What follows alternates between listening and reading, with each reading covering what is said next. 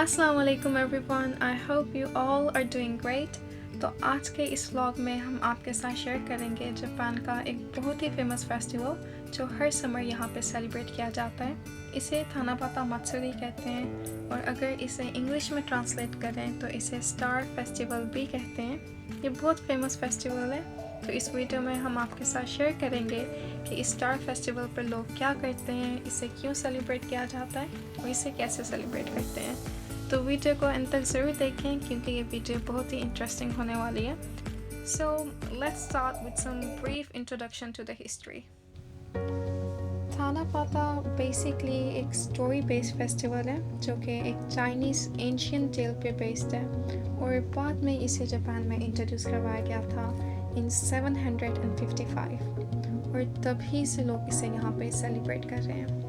क्योंकि Japanese tradition में बहुत ज़्यादा फेस्टिवल सेलिब्रेट किए जाते हैं तो टाइम के साथ साथ इस फेस्टिवल को भी बहुत ज़्यादा मॉडर्नाइज कर दिया गया है। तो व्लॉग शुरू करते हैं और साथ में आपको बताते हैं कि इस फेमस स्टार फेस्टिवल के पीछे की क्या स्टोरी है।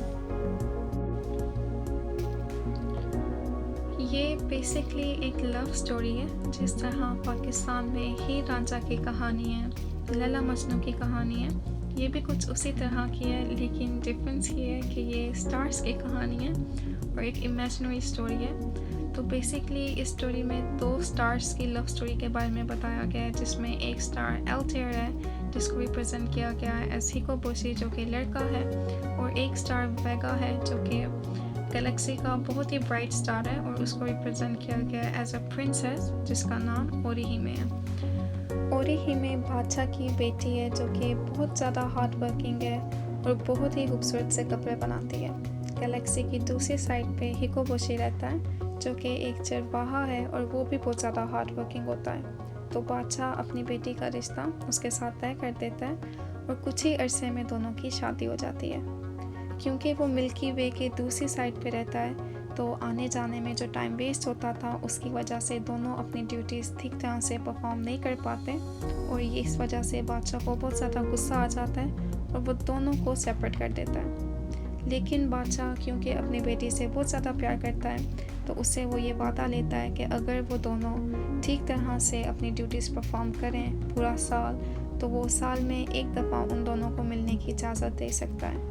तो बेसिकली वो ल्यूनर कैलेंडर के 7वें महीने की 7 तारीख है जिसमें ये चांस उन दोनों को मिलने का मिलता है और लोग इसी होप से इस डे को सेलिब्रेट करते हैं कि आज के दिन वो दोनों स्टार्स आपस में मिल सकते हैं। तो एक काफ़ी इंटरेस्टिंग सी स्टोरी है। ऑब्वियसली सच्ची कहानी नहीं है, लेकिन जिस तरह से लोग इसे यहाँ पे सेलिब्रेट करते हैं वो काफ़ी इंटरेस्टिंग है।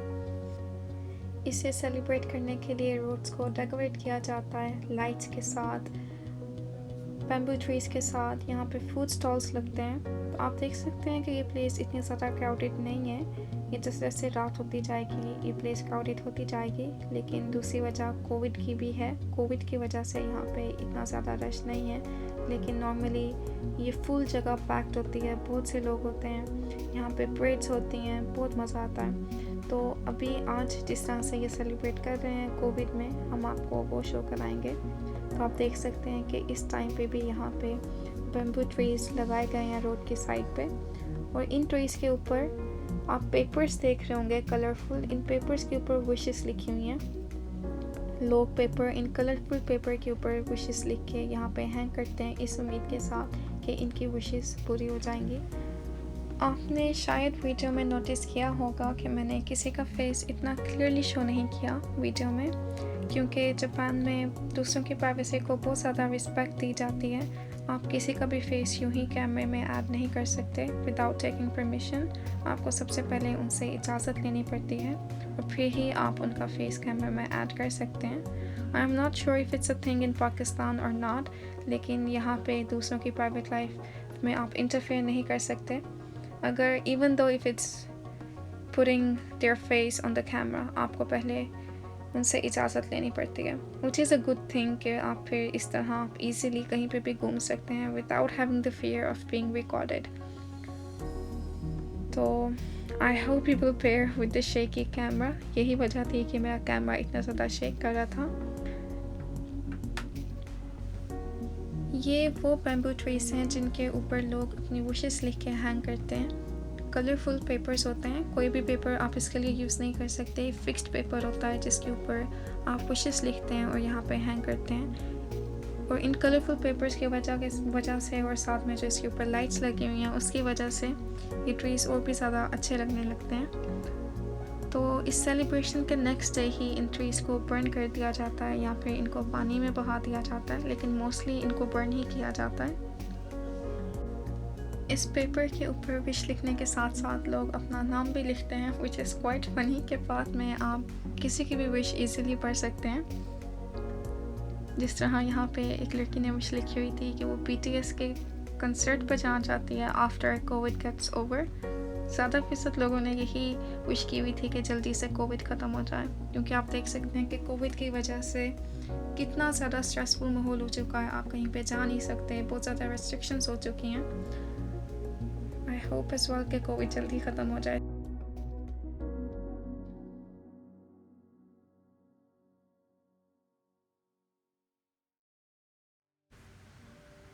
ये फेस्टिवल आपको ऑल ओवर द जापान देखने को मिलेगा, हर सिटी में। तो हम बेसिकली तोयोमा में रहते हैं, तो यहाँ पे ये स्टेशन के ऊपर सेलिब्रेट किया जाता है हर साल। 2 साल पहले जब हम इस फेस्टिवल में आए थे तो यहाँ पे एक गोस्ट हाउस भी था, जिसको विज़िट करने के बाद बहुत मज़ा आया था। काफ़ी अच्छा एक्सपीरियंस रहा था, लेकिन इस साल यहाँ पे वो नहीं था ड्यू टू कोविड। बहुत सी चीज़ें यहाँ से हटा दी गई थी। यहाँ पे स्कूल स्टूडेंट्स जो हैं वो स्पोर्ट्स भी करते हैं, अपने स्किल्स दिखाते हैं, वेदर इट्स प्लेइंग सॉन्ग्स। यहाँ पे बास्केटबॉल का मैच भी इधर लगता था, सॉन्ग्स भी लोग प्ले करते हैं, परेड्स भी यहाँ पे आती हैं। बहुत मज़ा आता है देखने का, लेकिन इस साल इतना कुछ यहाँ पे नहीं हुआ।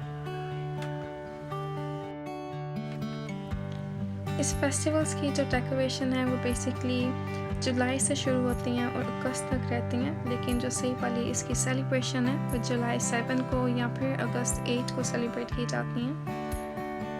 तो हम यहाँ पे जुलाई के एंड में आए थे, तो इतनी सेलिब्रेशंस यहाँ पे नहीं हुई, लेकिन डेकोरेशंस तो आपने देखी और स्टॉल्स जो हमने दिखाए थे वो भी कुछ इसमें ज़रूर वीडियो में आए होंगे।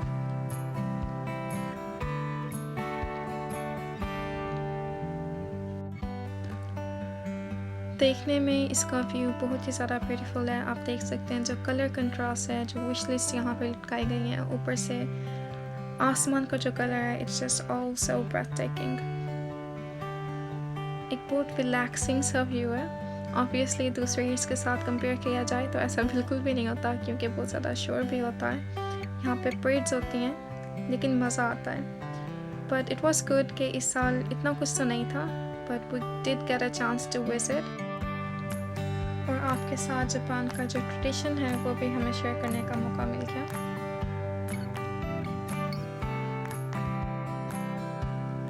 स्टेशन को भी आप देख सकते हैं कि यहाँ से अंदर से डेकोरेट किया गया है, और स्टेशन के सेकंड फ्लोर पर जाके आप सामने का व्यू भी ले सकते हैं। काफ़ी ज़्यादा यहाँ पे फोटोग्राफर्स भी आए हुए थे फ़ोटोज़ के लिए। स्टेशन के ऊपर काफ़ी ज़्यादा रेस्टोरेंट्स हैं, कन्वीनियंस स्टोर हैं, तो किसी दिन इंशाल्लाह आपको यहाँ के रेस्टोरेंट का टूर भी कराएंगे। So stay tuned for the next video. हो सकता है कि नेक्स्ट वीडियो में जापानीज़ रेस्टोरेंट का आपको टूर कराएं। I am not sure yet, लेकिन विल सी।